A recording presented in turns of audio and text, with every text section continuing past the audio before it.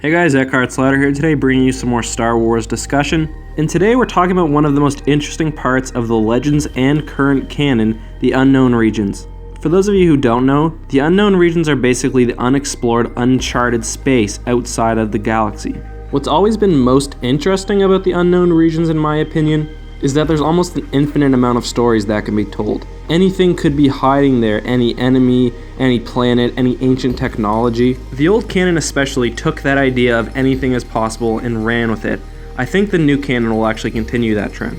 Legends canon had sentient entities roaming throughout the Unknown Regions, the Chiss Empire, things like the Outbound Flight, remnants of the Yuzhang Vong, ancient empires like the Rakata, and other mysterious forces which resided in the Unknown Regions. This is all really interesting, and you can learn about this stuff for hours, and I really encourage you to do so, but I think the more interesting thing right now is to think about how the new canon will treat the Unknown Regions.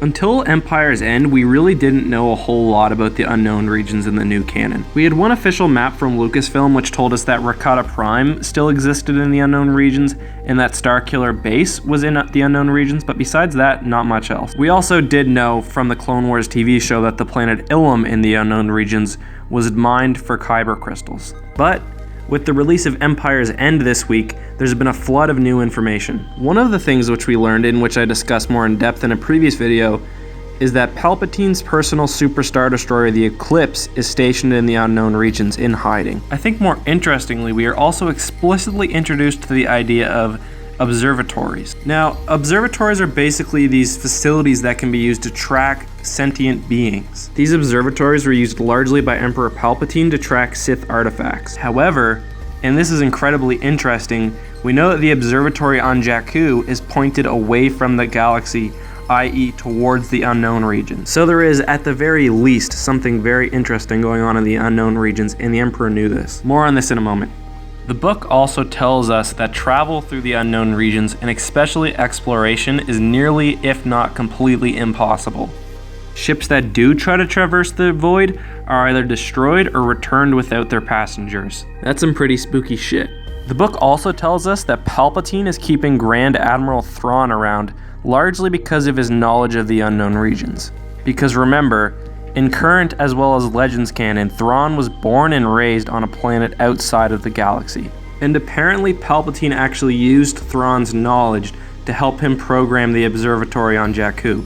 But again to the question, what was the Emperor looking for? And this is where things continue to get really weird. Apparently there's a dark, unknown presence lurking in the Unknown Region. This is a malevolent substance that is calling out to the Emperor himself. Not even Vader, who is incredibly strong with the Force, could feel this presence. It seems obvious that these observatories are trying to find out what this presence was. There's a bit more complexity here though, because we know that Palpatine was developing a backup plan in case the Empire fell.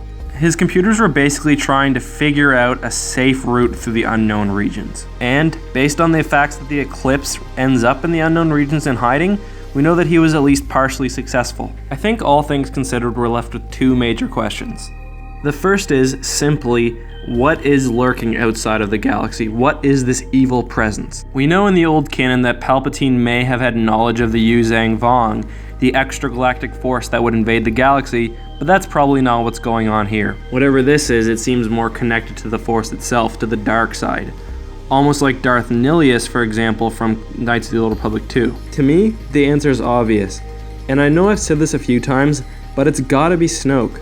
With his deformed figure and his shadowy presence, he almost does seem like the embodiment of evil. We also know that he wasn't present on Starkiller Base, and that he was somewhere else. I mean, it all seems to fit the bill pretty clearly. If this is Snoke, in fact, we've learned a lot about him from Empire's End. That he is extremely powerful, but that only Palpatine was able to sense him. Although I wonder if at some point Luke was able to as well. We also know that he's tied closely to the dark side and seemingly darkness and evil in general. He's probably some sort of ancient power as well. And that Palpatine was interested in him, and that he may have actually made contact with him.